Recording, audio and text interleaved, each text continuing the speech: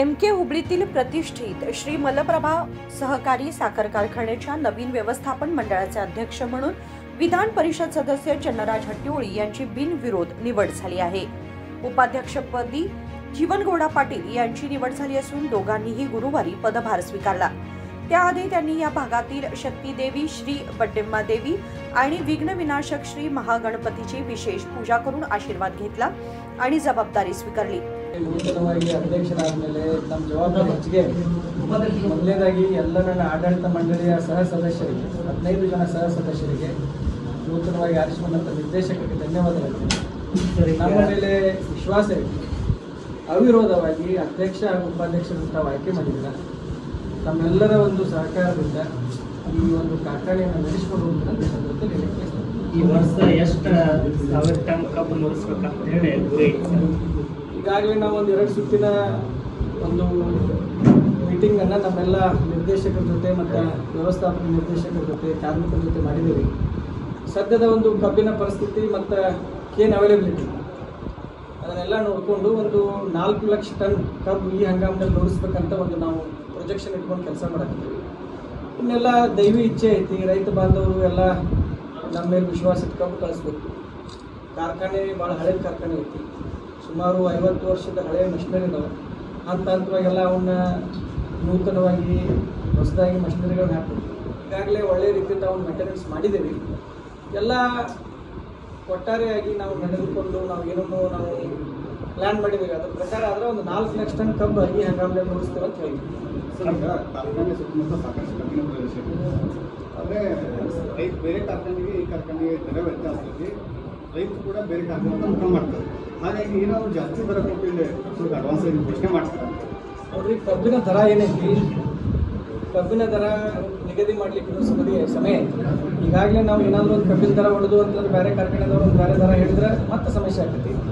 ಕಬ್ಬಿನ ದರದ ಬಗ್ಗೆ ಇನ್ನೂ ಒಂದು 15 ದಿವಸ ಬೇಕು, ಕಾರ್ಖಾನೆ ಚಾಲೂ ಆಗ್ಬೋದು। ಚಾಲೂ ಆದ್ಮೇಲೆಲ್ಲ ಅಕ್ಕಪಕ್ಕದ ಕಾರ್ಖಾನೆಗಳು ನಾವೆಲ್ಲ ಮೀಟಿಂಗ್ ಸೇರ್ತೀವಿ। ಮೀಟಿಂಗ್ ಸೇರಿ ಯೋಗ್ಯ ದರ ರೈತರಿಗೆ ಅವರು ಕಷ್ಟಪಟ್ಟು ಬೆಳೆದಂಥ ಬೆಳೆಗೆ ಯೋಗ್ಯ ದರವನ್ನು ಅಕ್ಕಪಕ್ಕದ ಕಾರ್ಖಾನೆಗಳ ಜೊತೆ ಚರ್ಚೆ ಮಾಡಿ ಅವರಿಗೆ ಯೋಗ್ಯ ದರವನ್ನು ಕೊಡಲಾಗುವುದು। ಏನು ವ್ಯವಸ್ಥೆ ಮಾಡಿದ್ದಾರೆ?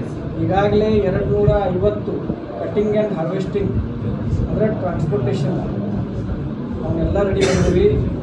ದೀಪಾವಳಿ ನಂತರ ಅವೆಲ್ಲ ಈಗಾಗಲೇ ಬರ್ಲಿಕ್ಕೆ ಸ್ಟಾರ್ಟ್ ಆಗಿದ್ದಾವೆ।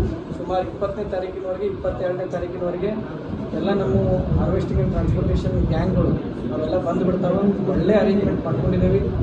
ಈ ಬಾರಿ ಒಂದು ಹಂಗಾಮನ್ನು ಎಲ್ಲರ ಸಮ್ಮುಖದಲ್ಲಿ ಎಲ್ಲ ರೈತ ಬಾಂಧವರನ್ನ, ಜಿಲ್ಲಾ ಮುಖಂಡರನ್ನ, ಮಠಾಧೀಶರನ್ನ ಮತ್ತು ಇದೆಲ್ಲ ಶಾಸಕರನ್ನ ಎಲ್ಲರನ್ನೂ ಕರೆಸಿ ಒಂದು ಒಳ್ಳೆಯ ಸಂಭ್ರಮದಿಂದ ಕಾರ್ಯಕ್ರಮವನ್ನು ಮಾಡಿ ಕಬ್ಬಿನ ಹಂಗಾಮಿಗೆ ಚಾಲನೆ ಕೊಟ್ಟು ಅಂತ ಹೇಳ್ತೀವಿ। ಸರ್, ಕಳೆದ ವರ್ಷ ಹಂಗಾಗಿತ್ತು ಸರ್, ಕಬ್ಬು ಸಾಕಷ್ಟು ಬಿದ್ದಿತ್ತು ಸರ್, ಆದ್ರೆ ಮಷೀನ್ ಒಂದು 500,000 ಟನ್ ಬರ್ಗೊಡ್ಕಂದ್ರೆ ಮಿಲ್ ಬಂದು ಬೀಳೋದು ಪ್ರತಿದಿನ ಹಿಂಗಾಗುತ್ತೆ ಸರ್। ಈ ವರ್ಷ ನೀವು ಕಬ್ಬು ಜಾಸ್ತಿ ತರ್ತಾರೆ, ಅದನ್ನು ನುರಿಯುವಂಗೆ ಕಾರ್ಮಿಕರು ಅಥವಾ ಮಷಿನರಿಗೂ ಅದನ್ನೆಲ್ಲ ಸಮಸ್ಯೆ ಬಗೆಹರಿಯುವಂಗೆ ಏನಾರ ಪರಿಹಾರ ಕಂಡುಕೊಂಡಾರೆ? ಈಗಾಗಲೇ ಒಂದು ನಾವು ಪ್ರಾಥಮಿಕ ತನಿಖಾ ವರದಿಯನ್ನು ಸ್ವಲ್ಪ ಕಾರ್ಖಾನೆ ಬಗ್ಗೆ ಎಲ್ಲ ತಿಳ್ಕೊಂಡಿದ್ದೀವಿ।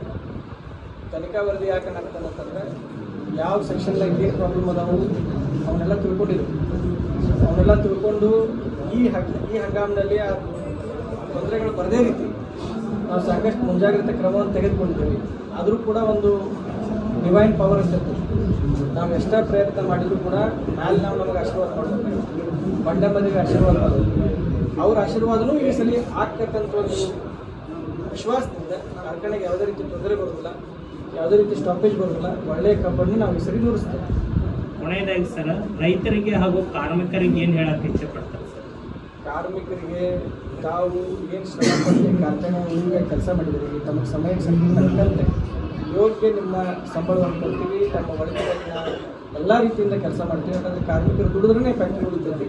ಕಾರ್ಮಿಕರ ರಕ್ಷಣೆ ನಮ್ಮ ಜವಾಬ್ದಾರಿ, 15 ಮಂದಿ ಜವಾಬ್ದಾರಿ, ನಾವು ಅದನ್ನು ಒಳ್ಳೆ ರೀತಿಯಿಂದ ನಡೆಸ್ಕೊಂಡು ಹೋಗ್ತೇವೆ। ಒಂದು ರೈತರಿಗೆ ಇಷ್ಟೇ ಹೇಳಲಿಕ್ಕೆ ಬಯಸ್ತೀನಿ, ನಾವು ಗುಣಮಟ್ಟದ ಕಬ್ಬನ್ನು ನಾವು ಕಳಿಸ್ರಿ, ನಿಮ್ಮ ಮನೆ ಬಾಗಿಲಿಗೆ ಬಂದು ನಿಮ್ಮ ಕಬ್ಬು ಕಟಾವು ಮಾಡ್ಕೊಂಡು ಹೋಗ್ತೇವೆ।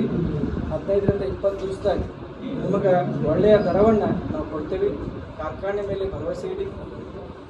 ಯಾವ ರೀತಿ ನೀವು ಈ ಕಾರ್ಖಾನೆ ಉಳಿವಿಗಾಗಿ ತಮ್ಮ ಮನಸ್ಸಿನಲ್ಲಿದೆ, ಬರೀ ಮನಸ್ಸಿನಾಗ ಇಟ್ಕೊಂಡು ನಡೆಯೋದಿಲ್ಲ, ಎಲ್ಲ ರೈತ ಬಾಂಧವರು ಒಳ್ಳೆಯ ಕಬ್ಬನ್ನು ಮಲಪ್ರಭಾ ಸರ್ಕಾರಿ ಸಕ್ಕರೆ ಕಾರ್ಖಾನೆಗೆ ತಾವು ಕಳಿಸ್ಬೇಕು.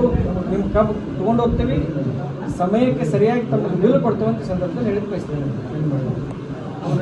शेतकरी पुनरुत्थान पॅनलचे सदस्य, परिसरातील शेतकरी आणि कारखान्याचे कामगार यांच्या उपस्थितीत झालेल्या या पदग्रहण सोहळ्यात कारखान्याच्या सर्वांगीण विकासासाठी आणि कामगारांच्या कल्याणासाठी कार्य करण्याचा संकल्प त्यांनी व्यक्त केला.